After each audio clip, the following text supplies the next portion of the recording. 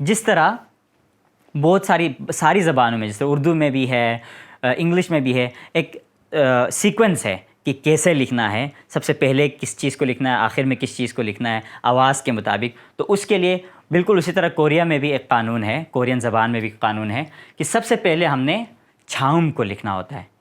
छाउम की आवाज़ सबसे पहले आती है, क्योंकि जो मौम है वो फिर छाउम के बाद उसकी आवाज़ आ जाती है, और ये दोनों मिलके फिर एक मुकम्मल जो है ना वो वर्ड बना सकती है।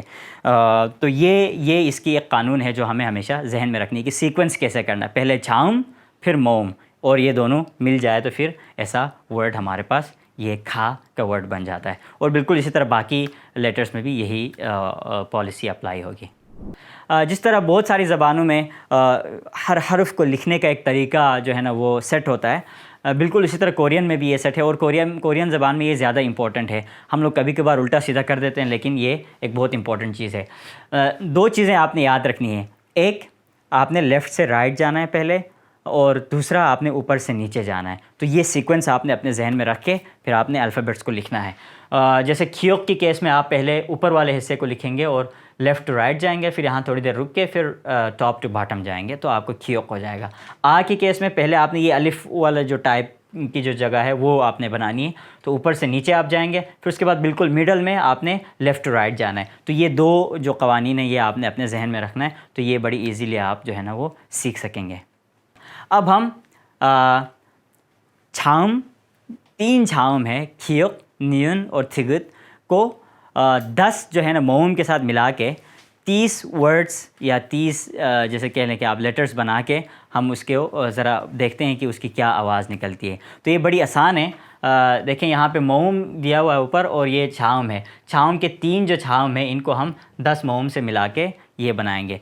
तो ये आवाज़ें हैं, जब हम इनको मिलाते हैं आपस में तो इस तरह की आवाज़ निकलती है, खा, क्या, को, ना, न्या, नो, था, थ्या, धो। इस तरह ये सारी आवाज़ें निकलती हैं। तो आप ये प्रैक्टिस ज़्यादा से ज़्यादा करते रहें तो आपकी जो प्रोनंसिएशन है वो बेहतर से बेहतर हो सकती है। और बच्चा और माँ जब मिलके एक मुकम्मल चीज़ बन जाती है, बिल्कुल उसी तरह कोरियन ज़बान में माँ की आवाज़ और बच्चे की आवाज़ जो छाउम और मौम है वो मिलके वर्ड्स बनते हैं। वर्ड्स पे फिर पूरी एक ज़बान बन जाती है। 14 जो हमारे छाउम हैं, जो कॉन्सोनेंट्स हैं, उनको 10 जो हमारे वॉवल्स हैं उनको आपस में मिला के हम ज़रा एक कॉम्बिनेशन बड़ी बनाते हैं और देखते हैं कि उनकी क्या आवाज़ें निकलती हैं। और आप इस तरह प्रैक्टिस करते रहेंगे तो आपकी जो है ना वो प्रोनंसिएशन बड़ी अच्छी और बड़ी सॉफ्ट और बड़ी फ्लुएंट टाइप की आपकी प्रोनंसिएशन बन जाएगी, और ये परफेक्शन की तरफ चला जाएगा। तो ये आप कोशिश करते रहें। इसमें से जैसे खा, ना, था, रा, मा, फा, सा, आ, जा, छा, खा, था, फा, हा। जिस तरह क्योंकि प्रोनंसिएशन जो है वो बहुत ही इंपॉर्टेंट है, इसलिए प्रोनंसिएशन के बारे में थोड़ी सी और डिटेल्स मैं आपको बता देता हूँ। कोरियन ज़बान में 3 चीज़ें हैं, फ्योंगुम, फ्योकुम, ख्योंगुम। ये 3 चीज़ें हैं और ये बड़ी इंपॉर्टेंट है। जैसे हम अगर देखें जो हमने वर्ड्स अभी तक सीखे हैं, जैसे फ्यूप, थिगत, शियत, शियत, खियोक, ये जो है ना ये एक नॉर्मल आवाज़ आती है इनसे।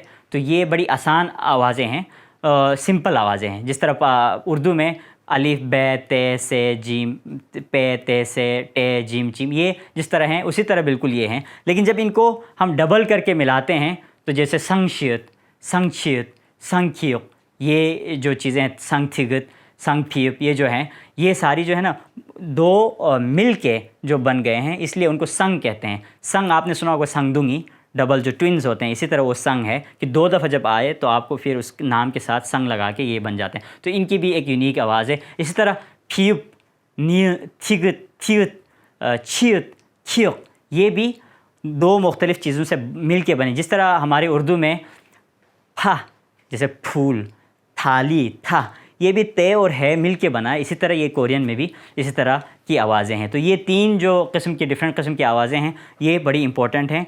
इनकी आप प्रैक्टिस करें, इनके बारे में आप जानें तो आपको जो प्रोनंसिएशन है वो आपकी और ज़्यादा इजी हो जाएगी।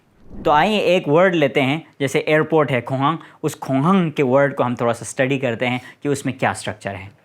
तो खोहांग में जिस तरह हमने पहले स्टडी किया कि ये जो खियोक है वो छाम है, इयुंग है वो छाम है, बीच में मोम को मिला के ये खोंग हंग बन, और हंग जो है उसमें भी पहला जो है ना वो छोसोंग है, खियोक और खियोत छोसोंग है, और ओ और आ जो है वो छुंगसोंग है, दोनों वावल्स हैं, और ये जो है ना इयुंग, इयुंग और इयुंग जो है ना वो छुंगसोंग है जो कि आखिर में आता है। तो इस तरह करके ये खोहंग जो है वो एयरपोर्ट का वर्ड बन जाता है।